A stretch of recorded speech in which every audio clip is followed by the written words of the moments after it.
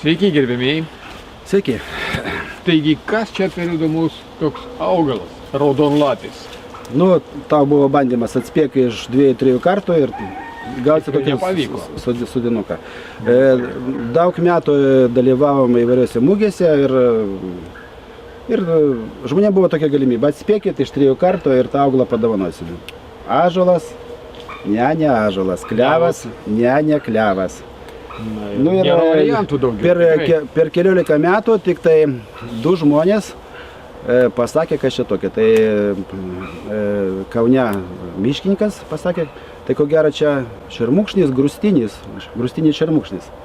Tai yra vienas iš rečiausių šermukšnių, nu, pas mus, pavyzdžiui, mūsų krašte vienas iš rečiausių. Be abejo, nėra, jis yra introdukuotas, nėra jo kažkokių tai miškelių arba ten sąžalynų, miškuose, nu, botanikos sode, nu, ir mūsų medelyne jis platinamas. Kuo jis yra įdomus? Pirmiausia, jis yra įdomus dėl savo lapų. Lapas yra neįprastas, išpjausit kaip iš plieno laukšto, labai standus.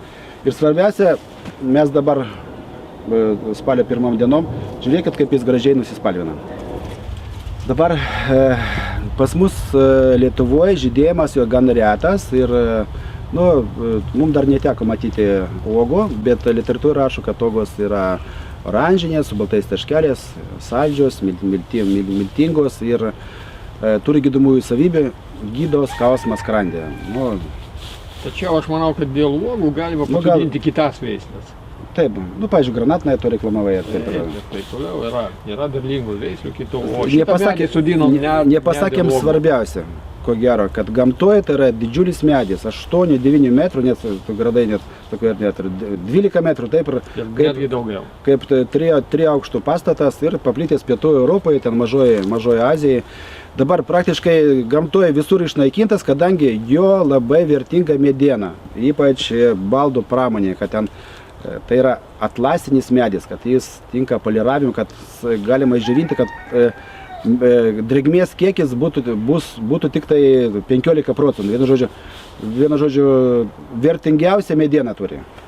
Ko gero, todėl ir, pavyzdžiui, Lenkijoje miškelis tik tai 2 hektarų, griežtai saugomas yra raudonoje knygoje. Vienu žodžiu, vienas iš rečiausių šermukšnių. Be abejo, verta pasodinti dėl medienos, tačiau ilgai laukti. Ne, tai gal verta pasodinti nuo blogų dvasių, prie vartų, prie važiavimo ir joks velnės nesupras, kad jį ten nori nustopinti. Kad čia šermukšnis nesupras, jo. Gaus ar galo iš karto. Nu, pavyzdžiui, lietuvių tautosakoje kas yra parašyta. Jeigu tu nelabai sutikai, tu jam šermukšnyje lazdą, nerodysiu, nestipriai suduok. Jeigu 2 kart suduosit, arba tai dar daugiau, jeigu jam priduosi. Vienu žodžiu, nu, tu ne velnės, man draugas geras. Kas dar? Mes skėpėm į paprastą šermukšnį, tai nors ten rašo literatūrai, kad jis neatsparuoja šalčiui, nepastebėjom, šito nepastebėjom, kadangi minus 32, 33 ir tikrai jokių pašalimų, net metuglių nepastebėjom. Ir va skėpimo vieta, nu, kažkur tai 80 cm, jeigu norit, kad būtų. Ir čia jau mes matom, kad šitas augalas stipriau auga, matot, negu paprastas šermukšnis. Nu, dar nėra tokio nesuderinamumo, bet, pavyzdžiui, 20 metų tikrai užteks ir jeigu skėpėte į storesnį šermukšnio kamieną, galima ir aukščiau, pavyzdžiui, kokie ten 1,5 metro, 1,80 m, bus gražus medelis, nu, išvaizdus kaip soliteris. Puikiai prigyja grūstinis šermukšnis, skėpėtas į paprastą šermukšnį, jis skėpimas su dūrimu, pavyzdžiui, kažkur 1,30 m, 1,50 m aukštį. Skėpėjam paprastų su dūrimu. Nebūtinai skėpyti vienmečių ūgelių, galima 2-3 šakelę su mėgančiais pumpurais, išaugo tada 3-4 šakelės ir sekančiais metais pavasarį, kai, pavyzdžiui, gegužės vidury, kai sulapos, bus gražus medelis skirtas realizacijai. Kai kurie jau dabar nusispalvina gražiai. Be abejo, perka tie žmonės, kurie ieško tokio augalo, arba kurie susižavėjo labai. Taigi apibendrinam. Retas, nepažįstamas, originalus, labai gražus, atsparus šalčiui, nėra jokių lygų ir kenkėjų, jeigu visus mūsų šermukšnius puola ten šermukšnė, kandis, ten begalė yra kenkėjų ir lygų. Jokių lygų ir kenkėjų. Žiūrėkit, lapai yra švarus, gražus. Vienu žodžiu, kiekvienos sodybos gali būti puikiausia puošmena.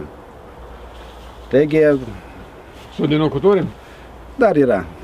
Dauginsim. Gerai, iki pasimatymų. Iki. Kasgi tai yra? Tai yra šermukšnis.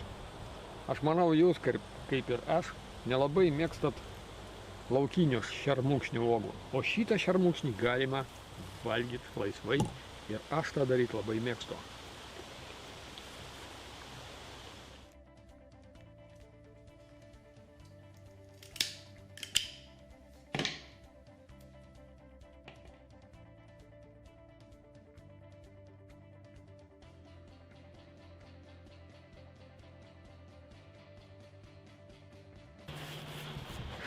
Tai šitai.